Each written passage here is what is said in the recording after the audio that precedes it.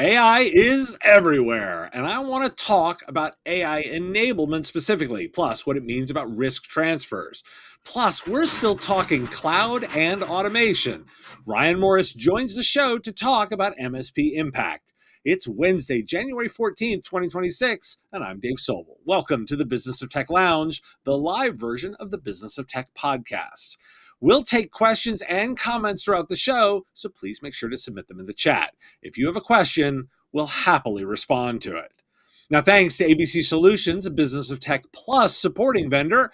ABC Solutions specializes exclusively in accounting, supporting managed service providers and IT firms. Check them out at abcsolvesit.com. Our live stream support is provided by Rhythms, delivering 5G connectivity solutions for MSPs. Reliable internet access for everyone. Visit rythmz.com for more information. And a reminder, we're watching the chat. We'll take questions in real time. Now, Ryan Morris is principal consultant at Morris Management Partners and a longtime channel strategist, speaker, and he's co-host of the Killing It podcast, which we do together, advising MSPs and vendors on profitable go-to-market and sales execution. His background spans solution provider, vendor distributor, and analyst roles across 25 years in the IT channel. He's a good friend of the show. Ryan, welcome back. Thank you very much, Dave. Glad to be here. It's always fun to do the live show. It is. We both love a good live stage, so I know that that's kind of fun of the joy of it. Now, I want to follow up to the kind of almost the last time you and I talked, because I was pulling some stories around this, and we were talking about AI enablement and channel partner positioning. We talked back in June about this, and of course, the strategic opportunity for providers is not in reselling AI tools, but in guiding clients to adoption, to measurable adoption, especially in the onboarding, the training, the integration spaces. And what I sort of wanted to follow up with you here is, when we covered it, we were talking that the real opportunity was in helping clients use it meaningfully, not just the resell. Are you seeing that? Are you starting to talk to partners? I know you talk to vendors about their what they're seeing through partner adoption. Are they actually delivering on that promise? Are we finding any new pitfalls? Let's update on where we're at. It's a great question because past is prologue, right? We have seen the onboarding or the adoption cycles of previous mega technology waves that we've experienced in the channel, and the architecture of this one is almost exactly the same. It's just a question of speed, right? So you go from the hobbyists and the technicians who invent this stuff. They mess around, they're in quiet, they're out there creating tools and capabilities, but nobody's ever seen them, nobody understands and trusts them until somebody finally does. And then there's this early adopter wave of, it's not ready for prime time, but we'll mess around with it and we'll experiment and see how things go. And then eventually you get into some early adopter phases of actual paid engagements. Now, where you look at the cloud, you look at a lot of cybersecurity technologies, those initial three phases took years and years, and we've seen them compressed with AI into months. But we've found ourselves right now kind of squarely in the world of everybody knows that it's happening. Everybody individually is using this stuff and actually finding meaningful productivity. But when you talk to senior level decision makers, there's a see no evil, hear no evil. We're not going to take accountability for this yet, right? Squarely in the skunk works phase. What I am seeing inside the MSP world and in the end user world, tons of adoption, lots of experimentation, some really cool use cases. But you talk to those very same companies at the executive level, and they're like, I'm not quite sure what you're talking about. We're looking into it, but we're not doing much. Therefore, they're not funding it aggressively yet. So we fast forwarded right into this kind of skunk works gray area. And we need to solve the same problem that technologies that have gone before have solved themselves. We have a really interesting shadow IT problem. Like if we think about the two levels of what you just talked about, executives talking about it at an organizational level, what they're implementing as a organized effort in their businesses. And then what you're also talking about is individuals who are using tools and helping out their own personal workload, oftentimes without awareness from executive management.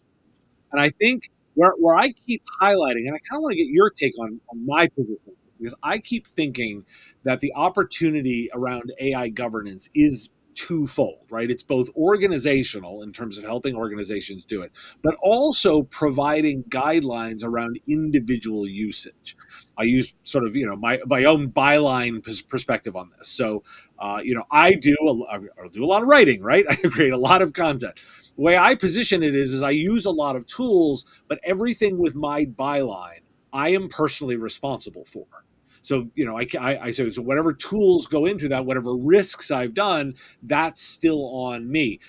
How are we able to implement governance frameworks that look like this, that still keep personal responsibility and then layer on organizational responsibility? Like, how are you thinking about this governance problem? Yep, yeah, and you're on the right topic, right? Because at this stage, the natural emphasis is the assessment of risk. It's not about whether or not the technology can do something interesting or valuable. It's not about whether we can build it into our organization and our individual skill sets. It's about the unknown of, well, what happens if we do it a little bit wrong and we disclose some IP, or we break a compliance boundary, or something at the data level gets shared unintentionally, right? The unknown and the risk is exactly where people are focused. That's where I'm observing the organizations are simply not willing to adopt the risk at the business level. That's why they are disavowing or saying, hey, we're just not there yet. We're not willing to take it on. But at the individual level, I actually see that happening in, I'll divide them into two kinds of users, right? There's tech savvy IT department, very capable technical users who are experimenting on their side. And then there are very advanced thinkers, users on other functional levels in a business: sales department, marketing department, finance, accounting, etc. Right? If you think about the behavior or the characteristics of those two different audiences, the super user who's willing to experiment with AI from the IT side of the house naturally thinks within compliance frameworks, because they are accountable for the governance of what everybody else does with ERP and with CRM and with email, et cetera, right? So they're already naturally kind of operating within there. And I think you could implement a governance framework that allows them, shows them the boundaries, and lets them kind of loosen up a little bit, lets them feel like, oh, there's more I could do with this technology in the experimentation phase. I don't have to go just inches at a time. I could take some really big, interesting chances, and it's still going to be okay within this framework, right? So that audience, they need to be freed up a little bit. The other side, literally firsthand experience with so many sales leaders in vendors and in the solution provider layer who struggle with teams, who struggle with like updating their email password, who are not system savvy and perceive any governance at all as the height of offense, right? Like, this is the worst thing that ever happens. How could you ask me to update my password every 90 days? Those people are miles down the road of experimentation. Like, literally, we've seen systems where AI business development reps are programmed, designed, developed, mapped up with face and voice technologies, and they are being deployed into the free world for cold calling and appointment setting purposes. That's interesting. That's fascinating. It's also really, really delicate, and you should be careful. But those two audiences, right? Like, the tech savvy guys who know what it is they're messing around with are going very incrementally and incredibly slowly. They need a governance policy that will free them up a little. But the people on the business side of the house, especially in the sales department, there, you would be amazed at how far down the road they already are, whether or not it's kosher. They haven't stopped to consider whether it's kosher. They haven't stopped to comply with anything. And that needs distinct boundaries defined so that they can still operate. Go innovate, man. Do some cool things, but please don't give away the store while you're doing it. There's a real dichotomy to the people that are struggle with certain elements of the technology also being so much further ahead, whether or not that's a risk tolerance or that's a ease of the tools in a new way. I almost don't have a particularly good answer for. Have you Well, got a sense of where that, where that's coming from? yeah, it's absolutely like we experienced a decade ago, the consumerization of enterprise technology. Yeah. It used to be the model of adoption was you test it at the business level, you validate the use cases, you deploy in business process, and then eventually they bring it home and start to use that technology, right? That's how email happened in the real world. About a decade ago, we started to go, ooh, wait, all these things are a little bit easier. Think about the dynamics of Skunkworks or of Shadow IT 15, 18 years ago. I could spin up a server, I could deploy a new application, I could take something to the web and use it without the IT department knowing that it was happening. I usually had to buy an actual piece of hardware, probably server grade, right? I had to license an application that I could deploy. I had to configure users. I had to then generate content and send that stuff out there. Average users were never going to do that. We felt the pain of shadow IT, Mm-hmm. but it was almost exclusively to that what I described as the first audience of users right now, the super user from the IT background who knew enough to be dangerous but didn't want to have to deal with the compliance, and so they did it in shadow. And we used to joke about walking around the offices at end user organizations and peeking under the desk, and if you could see the blinking lights of an industry standard server under there, you're like, wait a minute, you're the marketing VP. Why do you have a server in your office, right? We used to joke about how complicated that was. Right now, it's a radically different problem because these are consumer first tools. They are incredibly intuitive and easy to use. In fact, the AI will claim that it can teach you how to use the AI, and you don't need any authorization or training or validation of you understand the rules and you will comply by them. You can just do a million things, see what burns down the house and what doesn't, and select accordingly.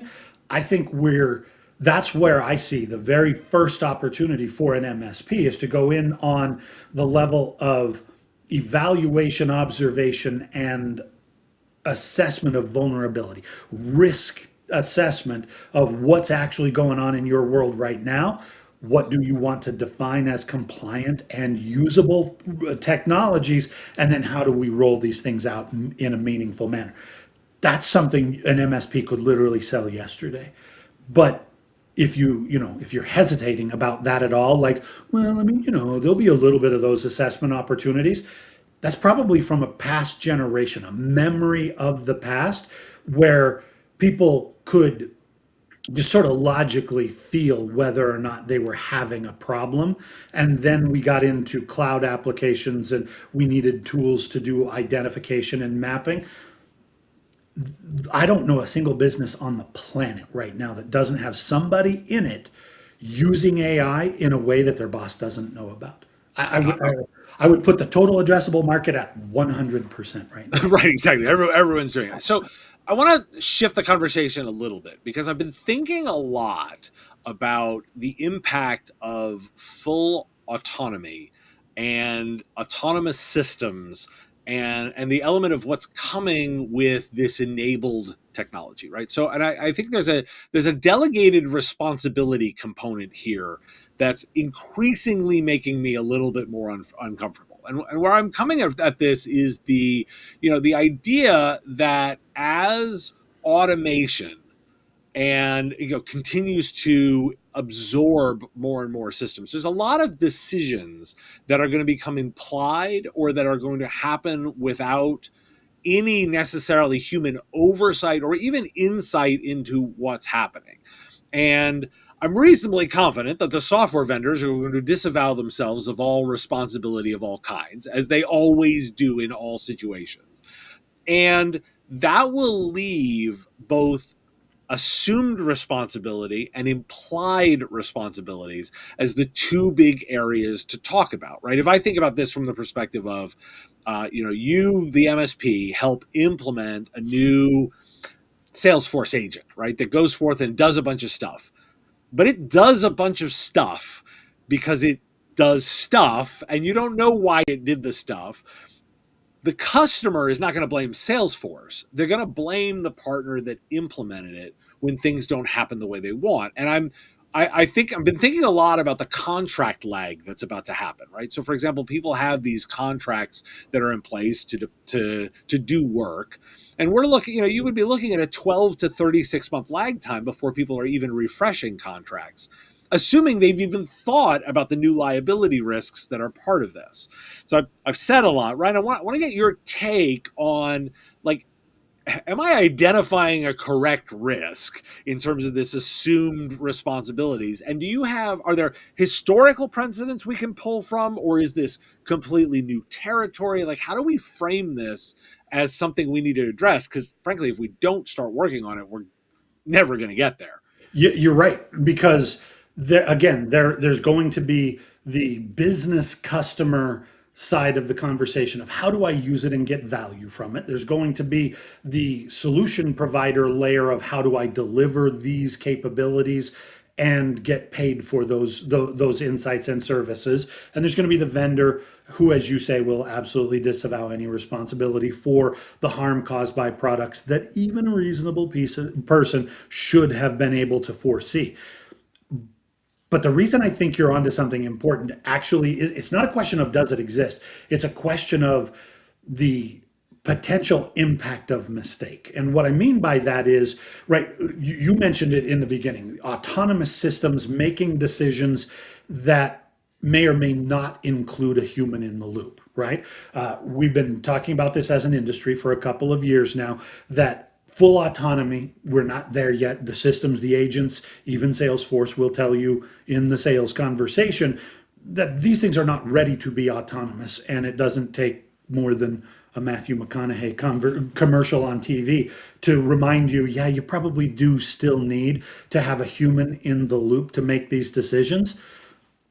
But everybody's muscle memory around human in the loop is based on, for example, an organization that has 500 to 1,000 employees, and everybody, divided into their departments, their roles, and their functions. And if one of those individuals made a mistake, either overlooked something, did something wrong, or just didn't understand the implications of the decision that they were making, the impact of 1,000 humans and one of them makes a bad decision, you would barely feel the ripples, right? It would be very rare that anybody other than a C-level or in the contract and legal and finance departments could say something that would cause meaningful impact on the business. But the implied promise of AI is that when you keep the human in the loop, it's not automation, it's augmentation. And one individual can now produce as much, in theory, if you buy the marketing language, one human can now produce 10 or 20 or 100 times more output than they could manually in an analog sense, right? Every single person who's making decisions about human in the loop applications of this technology, yesterday they had a 1x opportunity to make a dent in your operation. Now it's 10x, it's 100x. It's exponentially multiplied, where a single bad decision by a single individual is going to have, historically speaking, a much more outsized impact than it ever could have before. Because that is true, the assumption of risk and liability around those mistakes is going to go from somebody misscheduled an appointment and therefore I had to refund a customer $75 to, Well, our $50 million entity might be sued out of existence because one person did one thing with a tool that propagated everywhere in our digital environment. That's radically more risk and liability. And so you're going to see some very bad surprises that people get when they first encounter this thing. And then you're going to see some really locked down legal language, right? You're going to have lawyers on the service provider side pop into this conversation. Absolute indemnification, absolute, like, it is not me, man. You cannot possibly hold me accountable for anything that goes on in this environment. And a customer's going to look at that and go, if Right. you're that freaked out by the liability, why in the world would I allow you to deploy those tools in my environment? I think it will cause a bit of a cooling in the adoption cycle of this technology. You wake up, you feel the liability, the risk association. If it's proportional, if it's something that's akin to, I could make a mistake and something bad could go on in my job. If it stays at that level, we're all accustomed to taking those kinds of risks and we will logically take a step forward. But if it is, hey, by the way, you could automate an agent in your account management function through Salesforce and send an email to every one of your customers just to go, hey, status check, how's it going out there? Let us know if there's anything you need. And if it's configured wrong, or it discloses some account information, or it crosses the streams between one client or another, there's 100 things that could go wrong in there. You could get sued 100 times for many multiples of that individual's salary.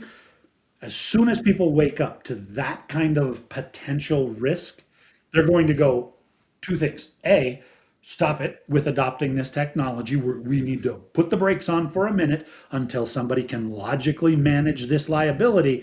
And then they're also going to wake up to the fact, if the human in the loop now has 100x potential impact, maybe we need to go back to those humans and teach them decision making, right? Mhm. Not memorize these things and apply the policy, but uncertainty, vagaries, variables, all the things that we deal with in human existence, and be able to, in the moment, reasonably, rapidly, accurately assess the risk and do something individual about that.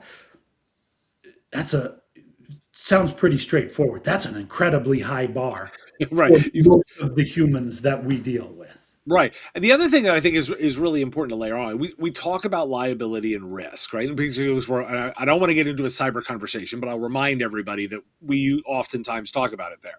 But what's interesting about this is we like to think about liability like it's very deterministic, like the fact that we can very much like mathematically equate it and that we can determine exactly the flow of that liability. If you move into anything that must be proven via a legal structure, that is not a deterministic system. When you going into in front of you could go in front of the same judge twice and get two different results based on did he get in a fight with his partner that morning? Was the coffee that did she disagree with with somebody the previous one? Did the last case not go smoothly? It's not a deterministic system. It's a very human driven system. By the way, intentionally so. The system is designed to move slowly to determine things because of humans. And so I want to remind everybody that we're all expecting this legal liability stuff to be very deterministic. It is not. And if you have ever, I know this having firsthand experience in contract law these days. It is not IT related. I'm having a dispute with my contractor that I will not talk about because of because of lawsuits. But what I can tell you is I've learned a ton about how the system works on human interactions and how determining that is not deterministic the way me, the good programmer, has thinks about things. Now, Yep. Ryan, I kind of want to say, like, as we've talked about, are you seeing ways that partners are renegotiating the boundaries already, like either contractually or operationally? like to change this? Is this still something we're talking about theoretically, or are you seeing some partners actually already make those changes now? So it's a terrific question, right? Because there's two parts to this conversation. Number one, you have to be able to size and measure the risk that's associated with it, and then you have to build an agreement that covers the implications of what happens if that risk goes on. Think about it for a second, how not good we are at that as an industry, right? I grew up ancient days in the world of tape backup technologies, backup and recovery protocols from the olden times of like physically swapping out cartridges in machines to do a backup of my environment. We used, way back then, we told everybody, you should do this. You should buy our technology and implement this best practice because of the cost of downtime. And we talked about the cost of recovery and the cost of lost information, the expense of downtime and the effort associated with rebuilding these systems. You remember intimately, as an industry, we went in there and used analyst numbers from the enterprise category, and we saw ads all over our industry saying 1 hour of downtime will cost you $1.5 million. Every hour you're down, it's $1.5 million. And every SMB customer on the planet looked at us as an industry and went, you're not serious people. Like, Right. they took it at us because they're like, dude, my total annual revenue as an SMB might be 2, 4, 6 million dollars top line. And you're telling me that if I'm offline for 1 hour, it's going to cost me $1.5 million. There was radical levels of the boy who cried wolf, right? They stopped taking us seriously because we dramatically outsized the potential implication to grease the skids of the sales cycle, basically, right? Right. We can't do that again. We have to be able to go in on the first side of the thing and make a realistic but a relevant assessment of what is the potential risk. You heard me say, I think it's bigger than people think it is. So we need to be preparing for that. And we need to be getting our customers ready for this conversation. But that calculation, and this is an open call to the industry, that calculation needs to be something that is easy enough to conduct and believable enough once we roll it out that we can say to somebody, you've got these things out there. If you don't fix them, this is your potential liability.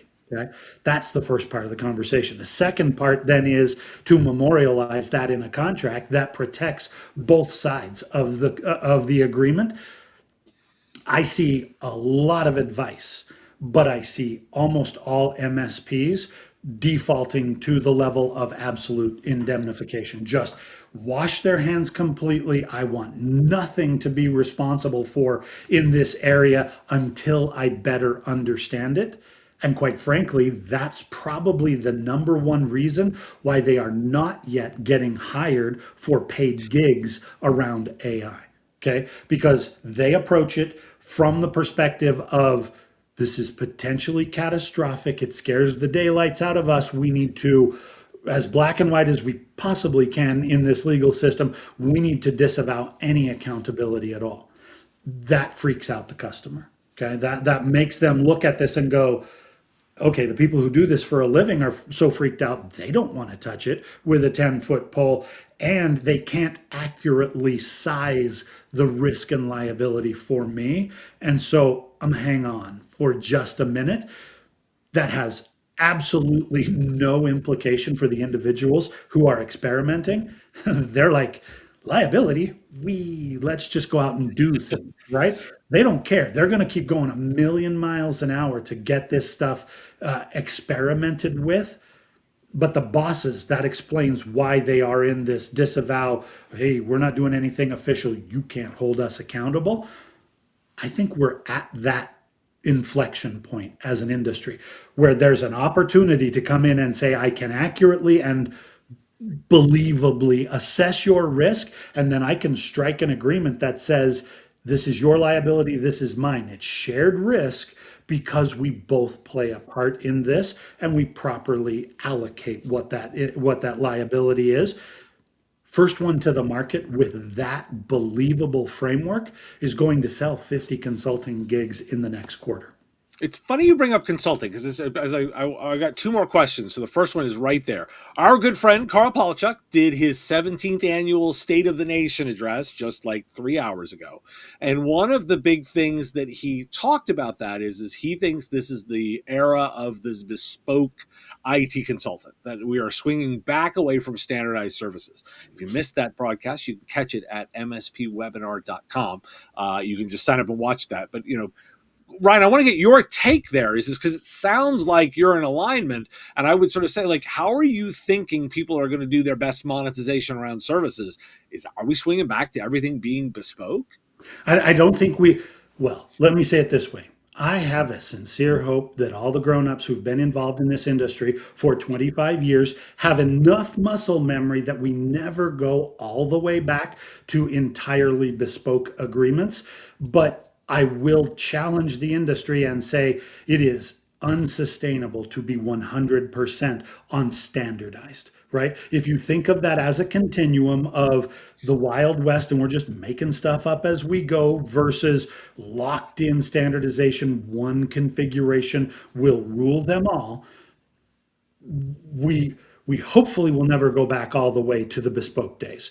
But we need to wake up and admit we can no longer sustain absolute standardization, even though it is so economically advantageous for us as the provider, right? It reduces our cost of operation, it reduces our risk of mistakes and make good work, and it reduces our potential to get egg on our face in front of a customer. I get why standardization is there.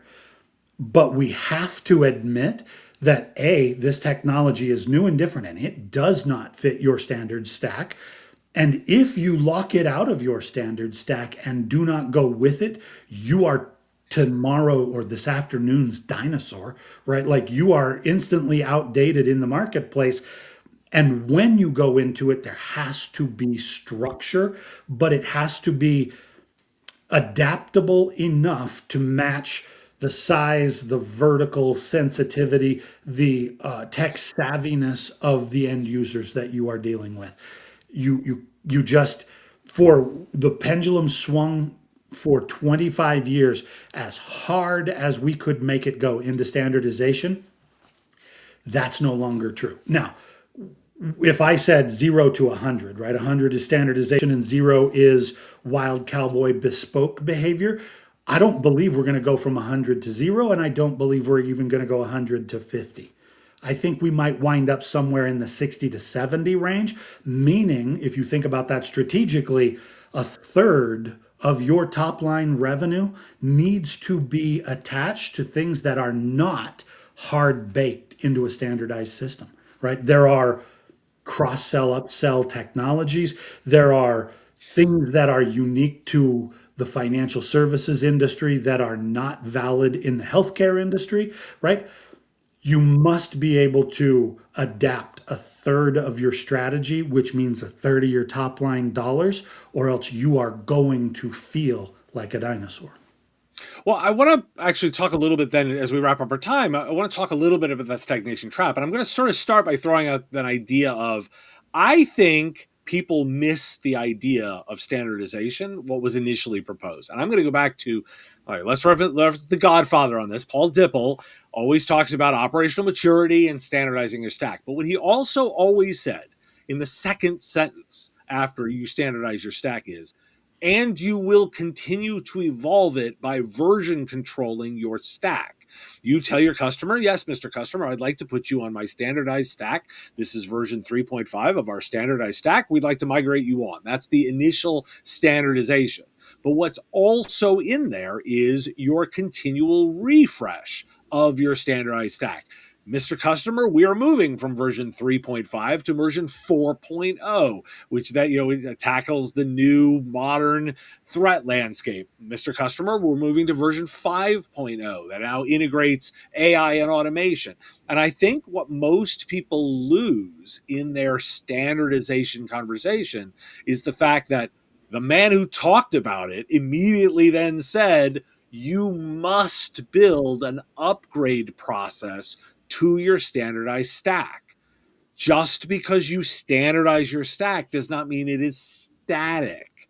And I think oftentimes in these conversations around standardization, everyone forgets the second half of the statement. Because, by the way, it's hard to go from just, it's hard to standardize. It's even harder to build a system around that. I mean, is it, we talk about the stagnation trap. Is it self-imposed? Are they just forgetting the second half of the equation? Yep, you are. Allow me to say amen and hallelujah to the Paul Dipple reference because that was literally who I was quoting when I was talking Yeah. about the 100% standardization trap. Um, it, I literally wrote this on LinkedIn in a thread conversation that we were having last week, where somebody was talking about price competition and commoditization and the margin pressures that are now present in managed services that we used to think were reserved only for the world of product. And I literally typed the phrase, any price competition in this marketplace based on the complexities we manage and the variabilities of customers that we deal with, any price pressure that we feel is voluntary and self-inflicted because we have lost the vision of continuous leadership and visionary progress, right? I cannot count the number of times that I sat in a room where Paul said, and then I cheered from the back of the room and said, "Amen, brother," where he said, the highest paid technical individual in your organization should not be the technician who operates today's standardized machine. It should be the engineer who designs and tests and validates tomorrow's next version of the standardized machine, right? That's where we went wrong as an industry. Standardization equals safety equals higher margins, lower operating costs. And we didn't get stuck on it because we're dumb. We got stuck on it because it was really profitable, right? Right. It was successful. It made us more believable, and therefore it was easier to sell to our customers. And it made our margins go up year after year after year as we standardized and automated whatever we possibly could in the process. But the siren song of standardization got us trapped because we lost track of the uncertainty, the risk, and the experimentation mode of figuring out what version 4.0 actually ought to be. Uh, it's if you looked at the stack of the typical MSP, right? If we said around North America, there are 60, 70,000 MSPs that are of one size or another, and you said meaningful change to core stack technologies that have happened within the last 3 to 5 years, I would put it at fewer than 10% of all active MSPs have made a meaningful shift. Now, you and I, we've lived through a bunch of those. Vendor A acquires vendor B. We don't like that new integration, so we switch to a new platform, right? Right. That's true in PSA, that's true in RMM, that's true in cyber tools. That happens out there. But when you say, this is my stack and this is what I standardized, if you said, when was the last time we made a material change to that technology category? Fewer than 10% have made a meaningful structural change in the last 5 years. That means that tens of thousands of MSPs are out there with 2018 technologies going, I will not change it because it's highly profitable, it's good enough, and it's radically standardized throughout my install base. If you feel commoditization pressure, that's not an accident. That's not an uncontrollable force of market dynamics. It is the direct consequence of your own voluntary decision to stick and stagnate as opposed to continuously evolve. You can tell that I get animated about this Well, topic. a little bit. And I'm literally thinking like we need a book club because that's Yeah. the innovator's dilemma. Like we just need to Uh-huh. dust the book off again and sort of circle back to like, haven't we had this conversation before? Yep, we have, and we need to again.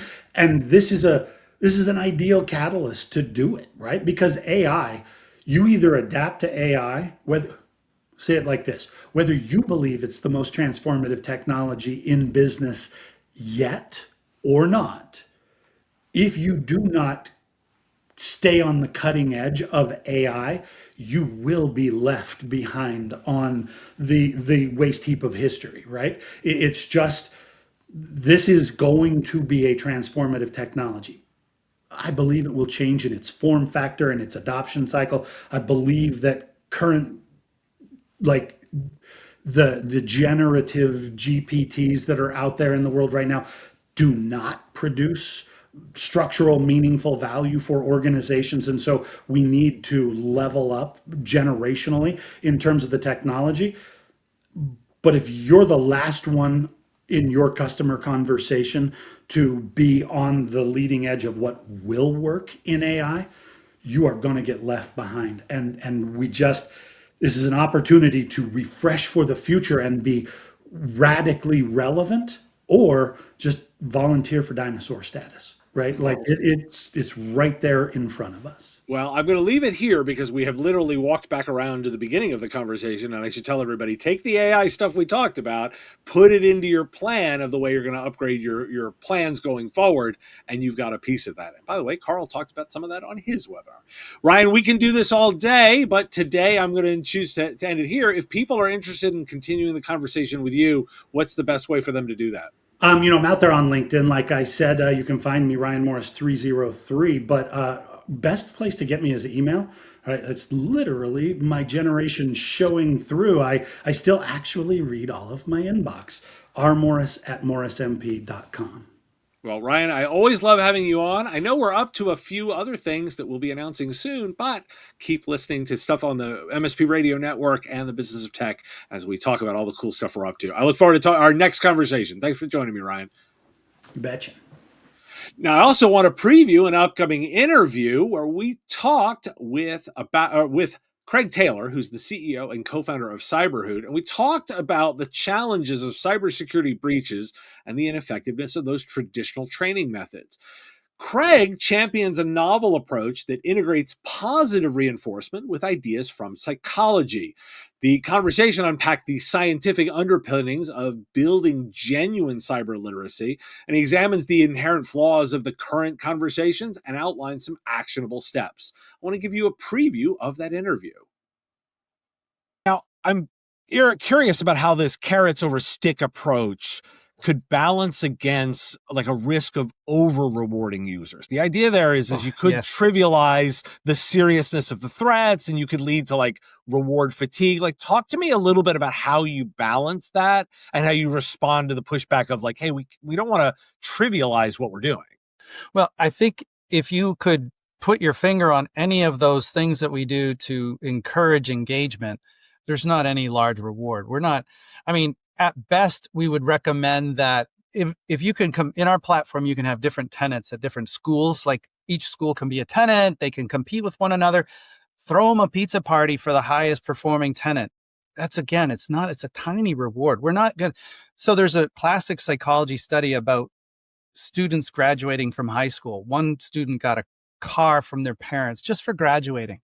And another student got a bunch of attaboys, like, you did a great job, you buckled down when things got tough and you succeeded.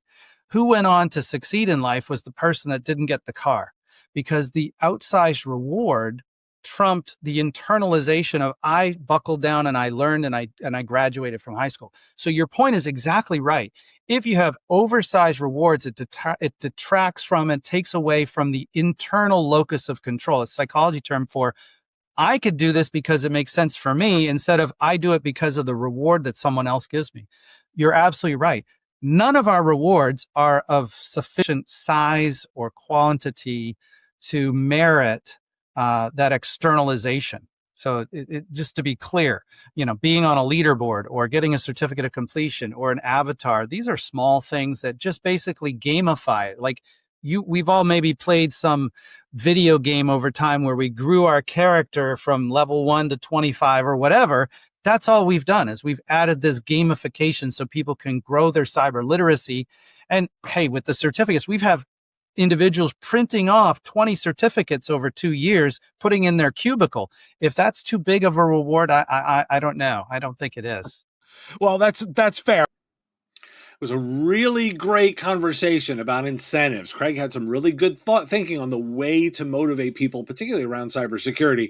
I really do encourage you to listen to it. Now, Business of Tech Plus subscribers get interviews early in the dynamic ad-free feed. It's available right now. It's a benefit of supporting the show. Visit businessof.tech/plus to sign up and get that early access. The interview will be released for everyone on the weekend. Now, thanks to ABC Solutions, a Business of Tech Plus supporting vendor. ABC Solutions specializes exclusively in accounting, supporting managed service providers and IT firms. Check them out at abcsolvesit.com.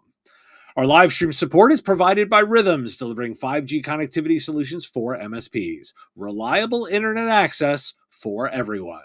Visit rythmz.com for more information. And vendors, you too can get your name mentioned on the live show. It's part of our vendor support level for Business of Tech Plus. If you'd like to support the show and get even more from the Business of Tech, check out our membership options at businessof.tech/plus. There's a free tier with access to daily stories and transcripts, insider access for bonus analysis and early access to those interviews, and the leadership tier with exclusive vendor briefings, data reports, and behind-the-scenes insight into the channel. Every membership directly supports independent reporting and helps me continue bringing you research-driven coverage of the IT services industry. Again, that's businessof.tech/plus. If you have a question and are listening to the recording, send it in at question@mspradio.com. Thanks for joining me for the Business of Tech Lounge, and I will see you next time.